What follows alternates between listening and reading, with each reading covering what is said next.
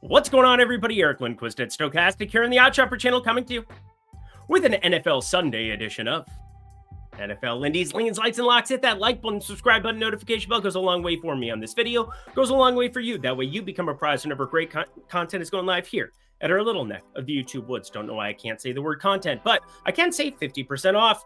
Use code Lindy50. That's great. That's down below. That's the Tails community where no matter if it's Saturday, Sunday, Monday, Tuesday, Wednesday, Thursday, I'm posting all the time. All of my plays, anytime. We had a lot of NBA plays on Friday, all around revolved around the same piece of news, hopefully.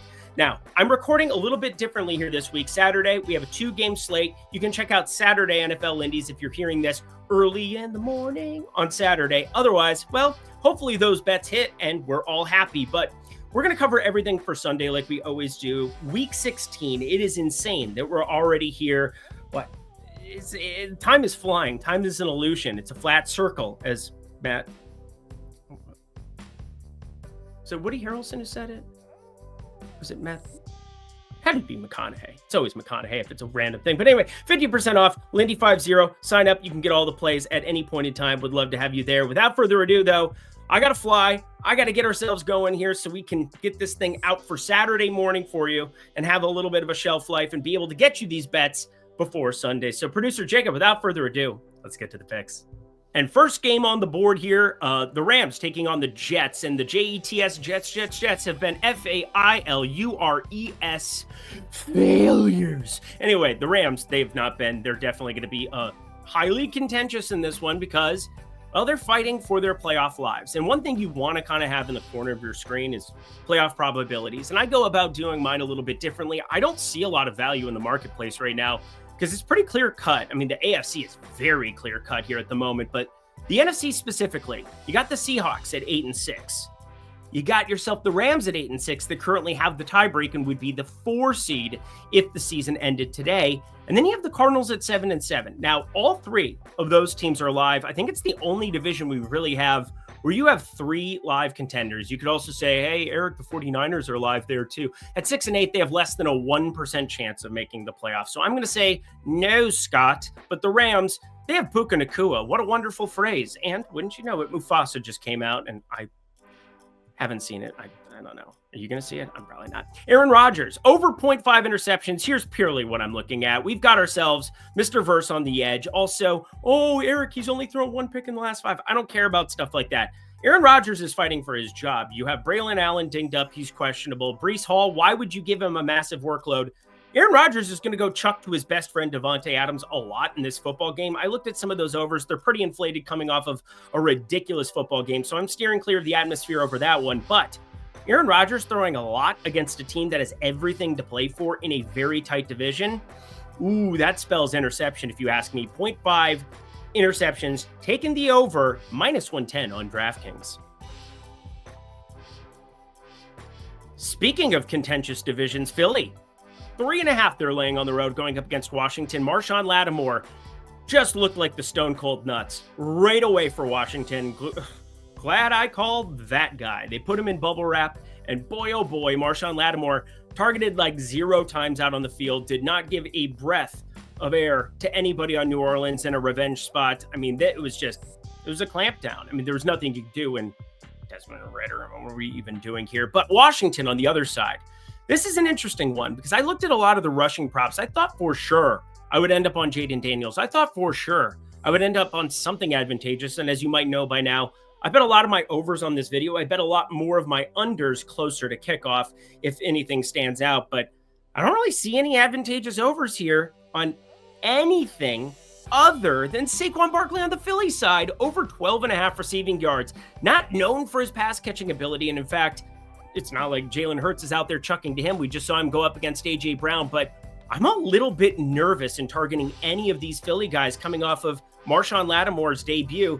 He looked just like his old self. I think he was dinged up to start off the season too with New Orleans for what it's worth. But Saquon Barkley, over 12.5 receiving yards. Kind of an interesting one here on Sunday. Probably the game that I'm looking forward to watching the most, which just sounds ridiculous when you say it out loud because it's the Giants and Atlanta Falcons. But One guy that I bet against a lot last year, and it wasn't because of him. It was purely because of the Washington defense. I didn't believe in them. They were trash. And, well, that kind of came to fruition. Bet a lot of overs on the Washington game, so that's good. Michael Penix taking over here for Atlanta. You probably heard that here by now. Kirk Cousins was a complete disaster the last few weeks. 1 touchdown to Drake London, which just was probably one more touchdown than he should have had. Drake London did everything after the catch there. Under 150 yards yet again. Kirk Cousins saying, I'm not struggling. Yeah, you are. 1 touchdown, 9 picks over the course of your last couple of games. Yeah, it was time to switch and pull the plug. And it's strange, though, because, again, these playoff probabilities I have in the corner, the Falcons are very live. 35% to make the playoffs, 44% if they win this game. That's a pretty decent margin. So Atlanta, even though they're in contention for a playoff spot, changing the reins over to Michael Penix. Let's cover a couple of things. 1, this isn't a dome. That's kind of useful. 2, Kyle Pitts, I still think has something to offer at the NFL level because he's never had a field stretching quarterback at any point in time in his tenure at Atlanta. And 3, the New York Giants are terrible. They do have Drew Lock, who's starting, who I find to value a lot higher than I do Tim Boyle, and definitely more than I value Tommy DeVito. So the Giants should be able to push the pace a little bit, but single game parlay, I'm trying to find something that is going to be advantageous. I'm probably going to have a final word on it in tails, but I'm going to throw this out here for the time being because I think Michael Penix, I saw 220 kind of being his opening numbers. That is too low. So I'm going to just push this to where the single game parlay builder kind of fits you over on FanDuel. 225 yards passing for Michael Penix Jr., 75 yards receiving for Drake London, the number 1 there, and Kyle Pitts, 26.5. I might be looking at laddering Kyle Pitts because it's just going to be like that one time only. You're just looking at him going for 100 and you could cry tears of joy as Kyle Pitts, the chosen one, finally comes to fruition for the first time. But haven't bet it yet. Thinking about it, I think you should too because this Giants secondary sucks. Arizona, 4.5 that they're laying going up against Carolina and laid out that entire division. It's absurd. Cardinals 7-7, 18% chance if they win this game to make the playoffs. So they're still going to be playing for something here. 13% playoff chance as it stands right now. That doesn't look so good. And Carolina on the other side, 47 total. That's everything you need to know about the resurgence of Bryce Young because he got benched. He got told that he was terrible and, well, they turned things over to Andy Dalton. And I'm not going to call it fortuitous, maybe for Bryce Young, but yeah, Andy Dalton getting dinged up in a car crash that ends up sending Bryce Young back into the starting lineup a little sooner than maybe Carolina was thinking. But what a happy accident because he's looked legitimately better than you ever could have imagined. Has it resulted in a crazy amount of touchdowns? No, but he's thrown at least 1 touchdown in every single start that he's had since he came back to the lineup there in week 8. I think that bodes well for Bryce Young going forward, and I think Carolina, maybe some different ideas of what they're going to do here with some of these early draft picks in the first, second round coming into next year. Obviously, they lost the one from trying to go get Bryce Young there. That got sent underway, and yeah, hello Bears, how are you? Probably not as happy as they should be, but we've got Carolina. You got Chuba Hubbard there. I think now is the time when you maybe start to put him a little bit on ice. They just paid him a pretty decent contract, nearly $10 million a year. They invest so much in the running back position. I've covered that a lot here on this program, but I think 46.5, considering there's one of them just lingering around, I'm at least interested in it. Kyler Murray hasn't really been doing anything special the last few weeks, but Bryce Young sure has. And they want Adam Thielen out there to help him develop. Chuba Hubbard, maybe they keep him out there because they're like, hey, we want to see the full picture of what our team looks like with him at the helm. Mike Boone being your backup kind of helps things because, no Sanders, no Jonathan Brooks probably for a long, long time. Poor fella. Over 46.5, just a lean for right now, but the modeling kind of likes it more than I do at the moment. So if you're really looking for an extra play, I suppose I could have made that a lean like because it's technically positive EV, even though not on my card right now. Cleveland at Cincinnati. And speaking of Custer's last stand, I mean, this is such thin hopes for any team coming off of that Broncos-Chargers game. What do I mean by that? Well, if the Broncos would have won, they would have been 10-4. And they would have been your clear-cut, like, top 6, no, number 6 or number 5 seed there. They're not going to probably find their way past the Chiefs. In fact, 0% chance to bypass the Chiefs there in the division, although that division could slide down the board if they lose 2 of their last 3, depending on how the Bills finish, yada, yada, yada, so on and so forth. But the Chargers won in come-from-behind fashion in the second half, and that has put the AFC almost on ice as far as what this playoff picture looks like with 3 weeks still left. And that's not what the NFL was looking for when they changed this to 7 teams from each division and just changed up everything from the wild card format. The Chargers, 8-6, 86% to make the playoffs, now 97% if they end up winning their weekend game or coming into next week, because, yeah, they've already played here in week 16. But the Bengals, they're technically still alive, but only a 5% playoff chance, an 8% playoff chance if they win this football game. So Custer's last stand, that is Joe Burrow that I'm obviously referring to. I think that they still play this one straight up. Week 17, I kind of have questions about what it's going to look like, because you basically have 2 guys, 2 of the most dynamic playmakers in Jamar Chase and T. Higgins that don't have long-term contracts. One's going to get franchise tagged, not going to be happy about it. The other one's probably going to get a deal elsewhere. I'm guessing that's T. Higgins. I think Jamar Chase ends up staying around Cincy, whether he should or not. Those are the other questions you have to make as a Bengals franchise. I do think Chase Brown looks like a great running back option for the people playing DFS and things of that nature this week. My projections really like him. Yet again, even against a Cleveland front that looks decent. But what's changed here with the Cleveland front? Oh, yeah, we saw Myles Garrett get dinged up. And why do you even remotely throw Myles Garrett out there if he's not 100%? He's been number 1 in WAR. Yes, just basically a god. He's been a god at the edge. He's questionable entering this football game, and I'm currently leaning towards him being out. Well, they also are starting DTR, Dorian Thomas-Robinson, who you saw play at UCLA if you watch the college ranks. He's not exactly a pro quarterback, sitting around 190 in terms of his passing over-unders right now. That is problematic here, and it has me betting Jerry Jeudy under 62.5 receiving yards. Jameis Winston reinvigorated his career. Even Deshaun Watson had a couple of moments with him there, but Jerry Jeudy, he definitely justified the trade, justified his role here on Cleveland going forward, but I think that kind of keeps him off the field a little bit more. In DTR, this is just basically a glorified workout for him here to see if he's going to stay around at the NFL level. Can't imagine he's going to be a starter for anybody ever that isn't just because of injury or backup. Jerry Jeudy under 62.5, have him closer to 57, but that is from a mean projection standpoint, his median much lower. Speaking of lower, 50% off lower, that goes down at the link below if you want to sign up over at Tails. Would love to see you guys there. And what does Tails bring you? Well, it brings you all of my plays the second that I make them. I'm throwing pick'em cards in there. I'm talking through the process of all my bets. And again, Tails is a great community where you can find many cappers, many different people in sports that I'm not betting EPL. I'm not betting, as much golf as I used to once upon a time. I'll still throw some in from time to time, but down below, you want to sign up and get all of my NBA plays, all of my NFL plays week in, week out. And then when the MLB shows back up in March, oh yeah, we'll be digging into spring training, into the regular season. Super stoked about that. Lindy 50, sign up today. Alrighty, y'all, back to the picks. Tennessee at Indy, this game is absolutely horrendous because, well, Tony Pollard, questionable for this one. Tajay Spears, not that you're going to get any value there. Don't forget, he basically had 2 broken plays that he ran off in the receiving game that ended up getting him just making him look way better than what he actually played there on Sunday. 42.5 total. Part of that is it's in a dome here. And Indy on the other side, they've got some injury news themselves. You got Alec Pierce out with that concussion, a field stretcher for sure. And Josh Downs, Michael Pittman Jr., they have been far, far lesser from a production standpoint with Anthony Richardson at the helm. They need to get some called runs here for Anthony Richardson. They need to get him set up quick like they did in that jet spot once he started once again. And Indy, still very live here in the playoff picture, 11% chance, 15% chance if they win. So this game should be played pretty darn straight up. However, what do you do here? Indy's defense is not good. Tennessee's running game might not be existent with no Tony Pollard.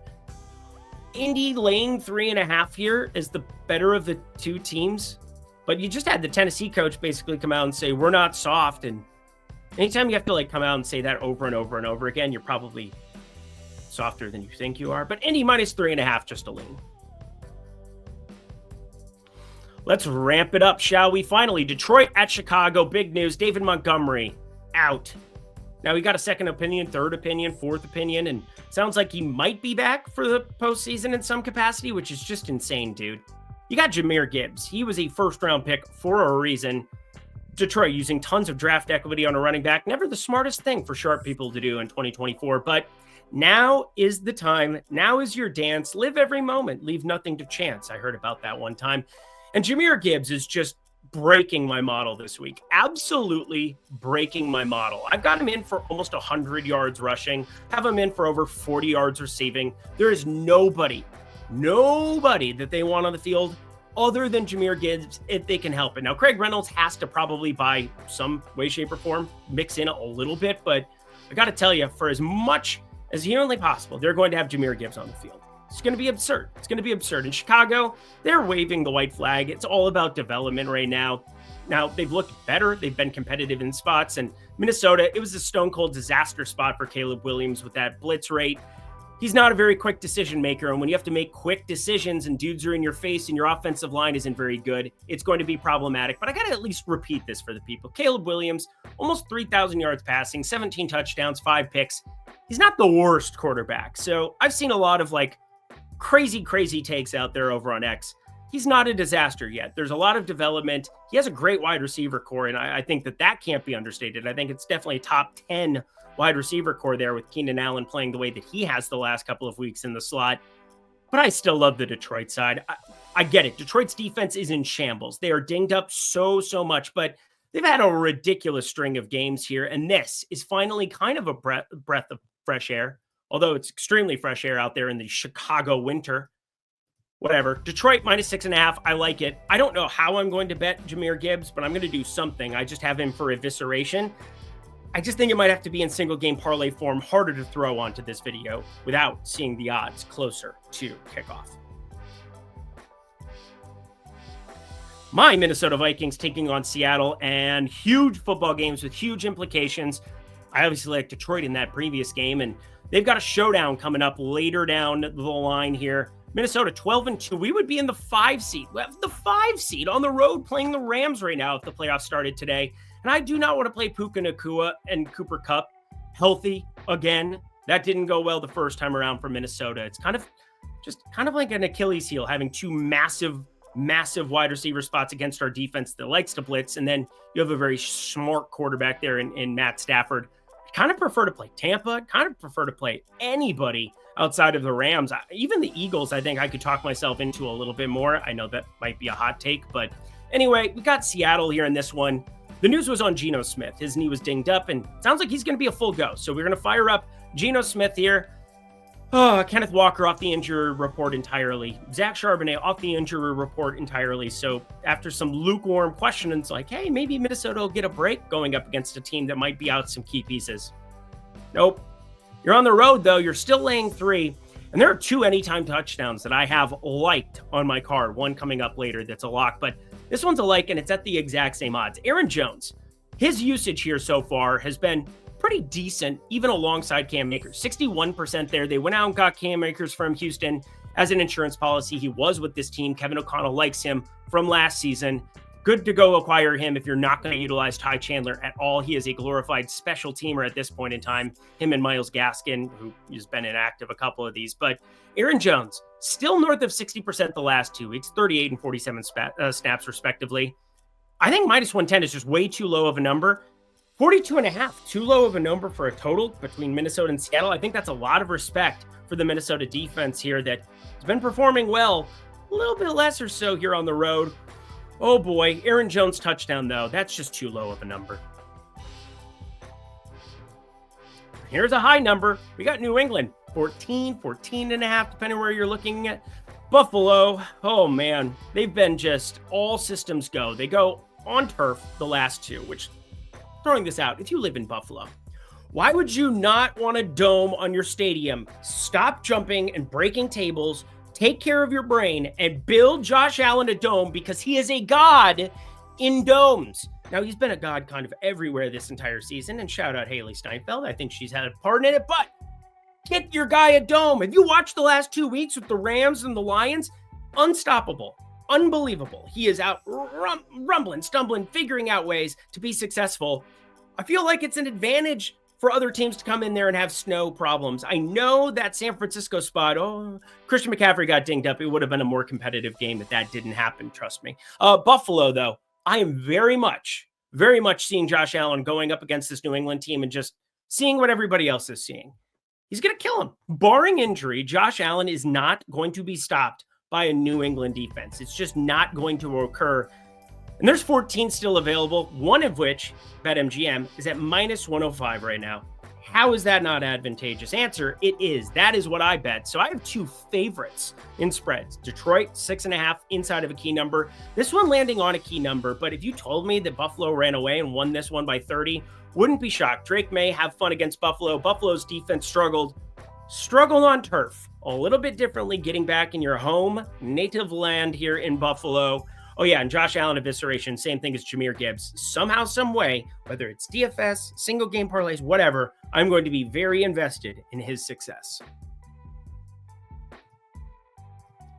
Let's ramp things up. 3 games left. Hit that like button, subscribe button, notification bell as we break down the first of back-to-back locks. The Jacksonville Jaguars, plus 1.5, taking on Vegas here, a 40 total. A 40 total. Now, I get it. These are not the best offenses on planet Earth. Jacksonville, you definitely are rolling out Mac Jones. And Vegas, Aiden O'Connell is off the injury report, was a full participant in practice the last couple days. I'm assuming he's starting. And if you assume Aiden O'Connell is starting, I kind of like what we saw from him against Kansas City. One, they should have won that football game. He had a 116.4 passer rating in it, the highest that last 6 games for Kansas City. He was the best performer out of everybody. It helps to have Brock Bowers, must say, but he gets Brock Bowers out there yet again. Brock Bowers trying to break rookie records. Speaking of breaking rookie records, Brian Thomas Jr. doing some insane stuff for Jacksonville as well. That kind of makes me think this game just gets played straight up. And the big part, Max Crosby on IR. Bye-bye, done for the season, put on bubble wrap.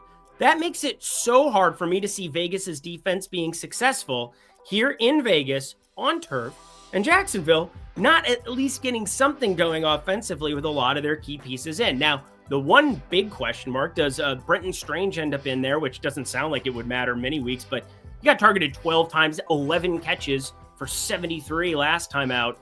A good possession receiver in there, keep the chains moving. I think that could be useful. But Amir Abdullah, Alexander Madison, both better skilled for Vegas out of the passing game. You're definitely going to be able to find success here, I think, going up against an edge that doesn't have Max Crosby. Why is this total at 40? I have this north of 44, and it just doesn't make any sense to me. It just doesn't. So lock it up. I get it. Not great quarterbacks, but better quarterbacks than the defenses that they're going to be facing respectively. Aiden O'Connell, I think, shreds Jacksonville. In fact, over 40, my favorite play for Sunday. Who said 3-11, 2-12 teams don't matter? They matter to me come Sunday. Said I had another anytime touchdown. If you've seen my program, I could probably just go like this, boom, have it show up down in the Lindy spot, and you would know exactly what it is. Oh, take it off the board. Take it off the board, producer Jacob. San Francisco plus 1.5 at Miami. We very much like Devon Achane here on this program. And why do we? Because he has traditionally been a print fest. Now, did we not get to the window last time out? Yes, that was a bummer. But let's cover a couple of the things that are going in Devon Achane's favor. First off, since you got the addition, week 9 at Buffalo, when we started betting it was week 8 against Arizona, first game back for Tua Tagovailoa, he cashed an anytime touchdown lock. Week 9 against Buffalo, cashes an anytime touchdown lock. Against the Rams, we did not bet it. Against Vegas, week 11, cashes an anytime touchdown bet. 12, cashes an anytime touchdown bet. Green Bay, cashes an anytime touchdown bet. Jets, catches an... 1 week? We're going to stay away because of 1 week? Now, I get it. Some of these have been like minus 160, minus 155, and we've combined it with other things, but he's cashed 6 of the 7 times that I have locked Devon Achane touchdowns. And San Francisco has 0 to play for other than developmental reasons. Less than a 1% chance. Technically, So you're saying there's a chance if you really want to cling to that, but I see Devon Achane as the best touchdown play. Fire it up, friends. Your lock, -110 on FanDuel. What? No Jalen Waddle out there. No Jalen Waddle. Miami's still competitive. Now, their touchdown, not touchdown chances, their playoff chances, 12% with a win here. Something. It's better than the Bengals got. Devon Achane touchdown, my favorite prop that we have going on Sunday. Tampa at Dallas. This one's pretty interesting to talk about because, well, Dallas doesn't have a lot to play for, but this NFC South, oh boy, I have so many under 9.5 win tickets for Falcons. I have so many Tampa Bay to win the division tickets. Feel very good about those stances right now with the Bucs at 8-6. And now you're basically just looking at a walk away. I do think Michael Penix is pretty good, so you got to find a way to win this football game in Jerry World. But Jerry World is in shambles. 48.5, gigantic total. And all of that is Baker Mayfield, just being Baker Mayfield. 40-17, probably the most surprising result we had from week 15 in the NFL. That beatdown they had of the Chargers, and then the Chargers on a short week come from behind. They completely send the AFC into disarray. But I'm not seeing a lot that's showing up here at the moment. Maybe something else. I looked at CeeDee Lamb, looked at Rico Dowdle a little bit too, but not going to be finding many overs in those departments. My favorite play right now is Baker Mayfield over 1.5 passing touchdowns, but I haven't bet it yet. Just a lean for right now. I think he continues to find success, but you have seen Micah Parsons really, really effective here for the Dallas Cowboys. And I think his addition to any defense would really matter, but we've seen that Dallas defense much better in recent weeks with his reacclimation. He came back and he's very good at football. There you go. And that does it for Sunday's edition of NFL Lindy's Leans, Likes, and Locks. Head to the comment section below. Let me know your favorite plays that exist on the board for this lovely, stupendous, spectacular Week 16 slate we have before us. Check out everything coming your way here on the OddsShopper channel for the college football playoff. Saturday, if you're checking this out Saturday early in the morning, well, we also have Saturday NFL Lindy's. Broke down the 2 games going your way there. We're going to have standalone slates for Christmas Day. We're going to have standalone slates everywhere. Check it all out. And with that, thank you, producer Jacob. I'm Eric Lindquist. Best of luck in the NFL streets for Week 16.